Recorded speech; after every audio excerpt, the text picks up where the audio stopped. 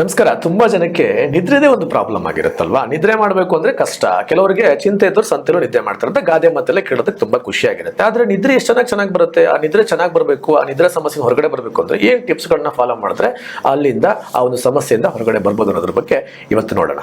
Doctor, ಇವಾಗ ನಿದ್ರೆನೇ ಒಂದು ಸಮಸ್ಯೆ. ನಿದ್ರೆ ಸಮಸ್ಯೆ ಆಗಬಾರ್ದು, ಅದು ನಮ್ಗೊಂದು ಆರೋಗ್ಯ ಆಗ್ಬೇಕು ಅಂದ್ರೆ ಏನ್ ಟಿಪ್ಸ್ ಗಳನ್ನ ಫಾಲೋ ಮಾಡಬೇಕು? ನಿದ್ದೆ ಅನ್ನೋದು ತುಂಬಾನೇ ಮುಖ್ಯ. ನಿದ್ದೆನಲ್ಲೇ ನಮ್ಮ ಸೆಲ್ ರಿಪೇರ್ ಆಗೋದು, ಮೈಂಡ್ ಎಲ್ಲ ಕಾಮ್ ಆಗ್ತಾ ಹೋಗುವಂಥದ್ದು, ಬೇರೆ ಕ್ರಿಯೆಗಳು ನಡೆಯೋದು ಎಲ್ಲ ಡೀಪ್ ಸ್ಲೀಪಲ್ಲಿ. ಸೊ ಎಷ್ಟೋ ಜನಕ್ಕೆ ಏಜ್ ಆದ ನಂತರ ಕಾಮನ್ನು, ಬಟ್ ಇತ್ತೀಚಿನ ದಿನಗಳಲ್ಲಿ ಯಂಗ್ಸ್ಟರ್ಸಿಗೆ ಕೂಡ ನಿದ್ದೆ ಬರ್ತಾ ಇಲ್ಲ. ಯಾಕಂದ್ರೆ ಓವರ್ ಆಗಿ ಥಿಂಕಿಂಗ್ ಮಾಡುವಂಥದ್ದು, ಸ್ಟ್ರೆಸ್ಸು, ಪ್ರೆಷರು.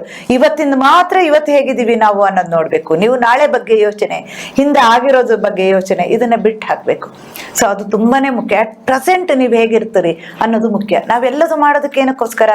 ಒಂದು ಹ್ಯಾಪಿನೆಸ್ಸಿಗೋಸ್ಕರ. ಅದು ನಮ್ಗಿಲ್ಲ ಅಂದಮೇಲೆ ನಮ್ಮ ಜೀವನ ವೇಸ್ಟ್ ಆಗುತ್ತಲ್ವಾ? ಸೊ ಅದೆಲ್ಲ ಚಿಂತೆ ಮಾಡಿದಾಗ ಏನಾಗುತ್ತೆ, ನಿದ್ದೆಲಿ ಫಸ್ಟ್ ಡೀಪ್ ಹೋಗೋದೇ ಇಲ್ಲ. ನಿಮ್ಗೆ ಕರೆದ ಕೂಡಲೇ ಎಚ್ಚರ ಆಗುತ್ತೆ. ಬೆಳಿಗ್ಗೆ ಉಲ್ಲಾಸ ಇರೋದಿಲ್ಲ, ಯಾವ ಕೆಲಸದಲ್ಲಿ ಇಂಟ್ರೆಸ್ಟ್ ಇರೋದಿಲ್ಲ. ಜಾಬೇ ನೀವು ಸರಿಯಾದ ಕೆಲಸ, ನಿಮ್ಮ ಕೆಲಸ ನೀವು ಮಾಡಲೇಬೇಕು ಅಲ್ವಾ? ಸೊ ಸರಿಯಾದ ಕೆಲಸನೇ ಮಾಡ್ಲಿಕ್ಕಾಗಲ್ಲ ಅಂದ್ರೆ ಜೀವನ ವೇಸ್ಟ್ ಆಗುತ್ತೆ. ಸೊ ಅದಕ್ಕೋಸ್ಕರ ನಿದ್ದೆ ಅನ್ನೋದು ತುಂಬಾನೇ ಮುಖ್ಯ. ಸೊ ಅದಕ್ಕೆ ನೀವೇನ್ ಮಾಡ್ಬೇಕು, ಮನಸ್ಸನ್ನು ಪ್ರಶಾಂತವಾಗಿ ಇಟ್ಕೋಬೇಕು ಅಂದರೆ 9:30 ಮೇಲೆ ಯಾವುದೇ ಒಂದು ತುಂಬಾ ತೀಕ್ಷ್ಣವಾದ ಬೆಳಕಿಗೆ ನಿಮ್ಮ ಕಣ್ಣು ಎಕ್ಸ್ಪೋಸ್ ಆಗಬಾರ್ದು. ಸ್ವಲ್ಪ ಡಿಮ್ ಲೈಟ್ ಇರಬೇಕು. ಹಾಗೇನೆ ಮೊಬೈಲು ಅದು ಯಾವುದನ್ನು ನೋಡ್ಲಿಕ್ಕೆ ಹೋಗ್ಬಾರ್ದು. ಅದನ್ನ ಸ್ವಲ್ಪ ದೂರದಲ್ಲಿಟ್ಟು ಮಲ್ಕೋಬೇಕು, ಬೇಗ ಮಲ್ಕೋಬೇಕು. ಮ್ಯಾಕ್ಸಿಮಮ್ 10 ಗಂಟೆ ಒಳಗಡೆ ನೀವು ನಿದ್ದೆಗೆ ಹೋಗಿರ್ಬೇಕು. ಯಾಕಂದ್ರೆ ಫಸ್ಟ್ ಹಾಫ್ ನಿದ್ದೆ ಇರುತ್ತಲ್ವ, ಅದು ತುಂಬಾ ಮುಖ್ಯ.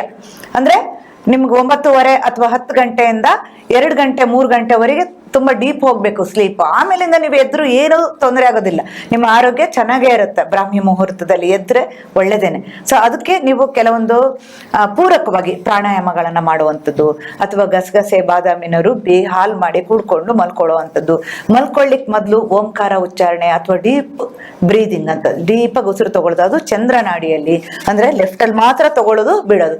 ಇದನ್ನ ಮಾಡ್ಕೊಂಡು ಮಲಗಿದ್ರೆ ನಿದ್ದೆ ಖಂಡಿತ ಬಂದೇ ಬರುತ್ತೆ. ಇನ್ನೂ ಬೇಕಿದ್ರೆ ನಿಮ್ಗೆ ಕೆಲವೊಂದು ಕಷಾಯಗಳ ರೂಪದಲ್ಲಿ ಬ್ರಾಹ್ಮಿ ಇಂಥದ್ದನ್ನೆಲ್ಲ ಹಾಕಿ ಕೂಡ ಕೊಡಬಹುದು. ಕೇಳಿಸ್ಕೊಡ್ರ, ನಿದ್ರೆ ಚೆನ್ನಾಗಿ ಮಾಡಬೇಕು, ನಿದ್ರೆ ಆರೋಗ್ಯ ಆಗ್ಬೇಕು, ಬಿಟ್ರೆ ಅನಾರೋಗ್ಯಕ್ಕೆ ಆಗಬಾರ್ದು ಅಂತ ಹೇಳಿದಾಗ ಕೆಲವೊಂದು ಟಿಪ್ಸ್ ಗಳನ್ನ ನೀವು ಮನೆಯಲ್ಲಿ ಫಾಲೋ ಮಾಡಿ ನಿದ್ರೆ ಚೆನ್ನಾಗಿ ಬರುತ್ತೆ. ಇನ್ನು ನಿಮಗೆ ಚಿಕಿತ್ಸೆಗಳು ಬೇಕು, ನಿದ್ರೆದೇ ಒಂದು ಸಮಸ್ಯೆಗಳು ಆಗೋಗ್ಬಿಟ್ಟಿದೆ, ಏನ್ ಮಾಡಿದ್ರು ಸರಿ ಹೋಗ್ತಿಲ್ಲ ಅಂದಾಗ ನೀವು ಬಂದು ಸಂಪರ್ಕ ಮಾಡಬಹುದು. ನಂಬರ್ಗಳಿಗೆ ಕರೆ ಮಾಡಿಬಿಟ್ಟು ಮಾಹಿತಿಗಳನ್ನು ತಿಳ್ಕೊಳ್ಳಿ. ನಮಸ್ಕಾರ.